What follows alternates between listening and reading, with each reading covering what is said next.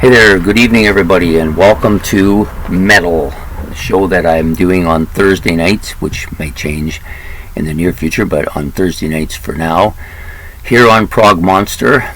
And my name is Murph, and I am the host of this show, a show dedicated to progressive rock, and in this case, metal. So anyways, we're here today, and for those of you who are kind of new to this particular show, this is a little bit different than what I normally do. I'm just here. I've chosen a band. So the premise of this metal was somebody in a scooter. The premise of metal was to talk about heavy metal music and try to get myself back into it. I used to be into it quite a bit as a young man and then got away from it. And I found that there's a lot of stuff out there that I don't know about, but that I'm learning. So it's a bit of a learning curve for me, and perhaps a learning curve for yourself as well. So what I decided to do is I break this into two. I didn't want to just do the iconic metal bands that I knew about. I wanted to do metal that was more up to date and prominent. So I've chosen to do two episodes. So I do one show, and first of all, the show is bi-weekly. So every second week I do this show, and then one episode I will do a new band, a new metal band, something that's coming out in the last decade or so, last 10 years we'll say, and then an older band that came out older than before that. And I've done two progressive rock, two progressive heavy metal bands so far.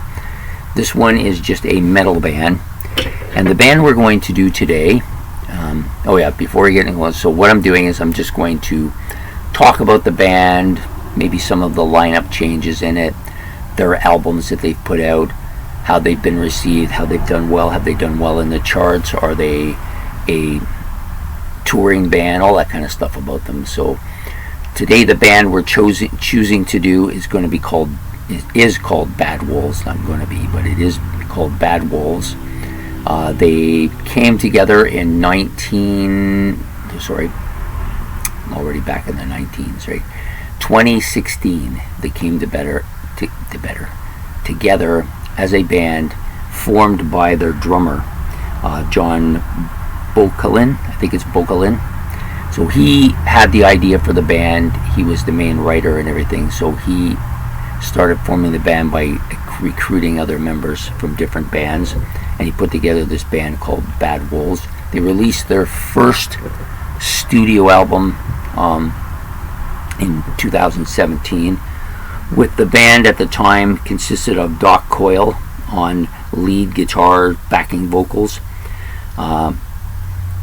Tommy Vent on vocals, Tommy Vext on vocals, Chris Kane on rhythm guitar, Kyle Conical on bass and backing vocals, and John Bokalin on drums and percussion. That was the band initially. The band now, both Vext and Chris Kane have left the band and been replaced by Laswinski on vocals and Max Karen on rhythm guitar. So it's a pretty strong band.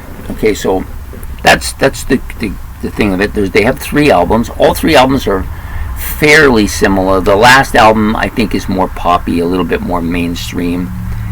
I don't think, like Laswinski, I don't think his voice is quite as heavy, deep, forward as Vext was. Vext was a much better singer, I think. So, and he was a guy who articulated his songs very well. The lyrics on this group are very good as well. They got like some strong storytelling. I found myself intrigued by what he was singing by trying to listen to the story as well. I don't normally do that, so for me to do that is he's captured my attention on some of his stuff. Obviously he had some issues as a child, and he's bringing them up here, and he's taking a strong stance against drugs and stuff too. So their first album is called Disobey, which was released in 2017.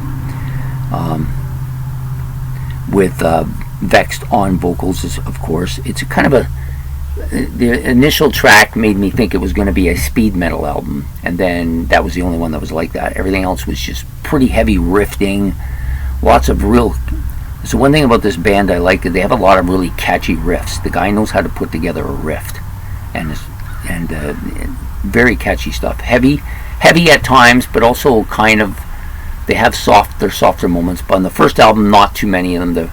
It started out with that really heavy drum beat. There is at least one track on the album that does have some acoustic sounds to it, but I don't actually think it's an acoustic guitar. I think it's just an electric guitar played very softly like an acoustic guitar. Drums are strong on all 3 albums, as you might expect, since the guy's the main guy in the band. He's a very good drummer, very strong, very forward type drummer. I think he's really good. That first album had a ton of catchy riffs on it. They do some death vocals, so Vex does do his death vocals, but it's not a dominant feature. He throws them in there quite a bit on the first album for sure. And they're quite good live too. They did have some videos of them live when I was watching them as well, but I think their strong suits is Vex's vocals, the lyrics, the way he enunciates his stuff, some really catchy guitar riffs, fantastic drumming, and the odd speed metal part, and the odd death metal chants, but not constantly. The guy has a very strong male, maybe that's not a right term to use, deep voice, and it's got that growly part to it at times, but it also has some raspiness to it at times too. He's really quite good, I think. The second album, Nation, or Nation, or I'm not really sure what it's supposed to be. The letters are supposed to be initialized for, but I'm sure that if I did some reading, I could probably figure it out. Another very similar to their first album. Lots of catchy riffs, lots of strong vocals.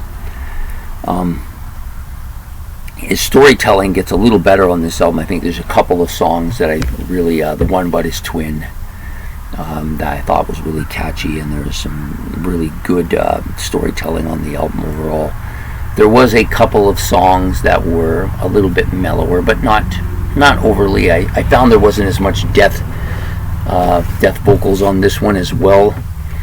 But overall, a pretty strong album with lots of very catchy riffs. Like, there's a lot of songs on this album that I found myself doing this to, which is for me, metal doesn't usually get that to me, but yeah, just really strong. Then the third album comes Dear Monster. Dear Monster. This is Lukowitz Laskowitz replaces him. I don't know if I'm getting this guy's name right, so if I'm not, please let me know. Laskowitz replaces Vex on vocals. The band's had some problems with Vex. They've had some disagreements about who has the music and the rights to music, and he wanted them to just fold up, but they don't want to fold up, so they wanted to continue. But they've had some court kind of issues going on.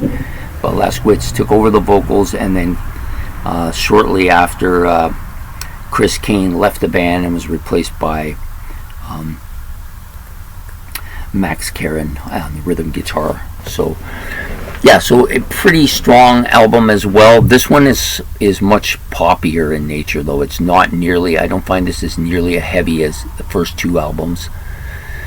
There's not as much of the death vocals here. In fact, I think I only recall it maybe once on the album. The music sounds like it's a little bit more mainstream. There's not as much speed metal on this album as well.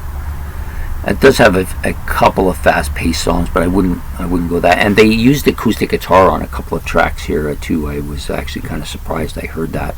It was a couple of tracks that were just basically soft acoustic songs. It's not something you see a lot on metal albums, but they did have that a couple times.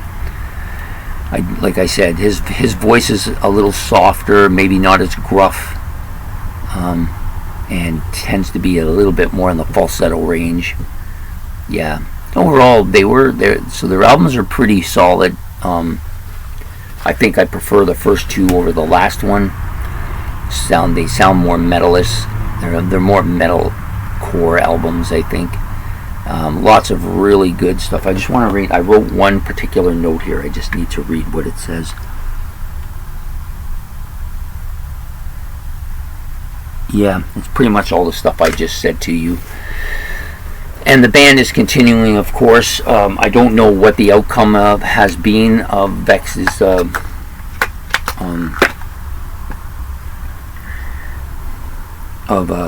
Tommy Vex's court, challenging him in court, like his lawsuits against him. I don't know what the outcome of that is, whether it's going to affect their moving forward, but they seem to have tried to move forward without him and are doing reasonably well. I still think he is a main cog on the band, and I think it would be difficult to replace him. He's a very strong vocalist. I think he would fit in with a lot of bands very well. He just has a perfect metal voice, and he has the character that goes with it too. He's a strong character. He has had some issues with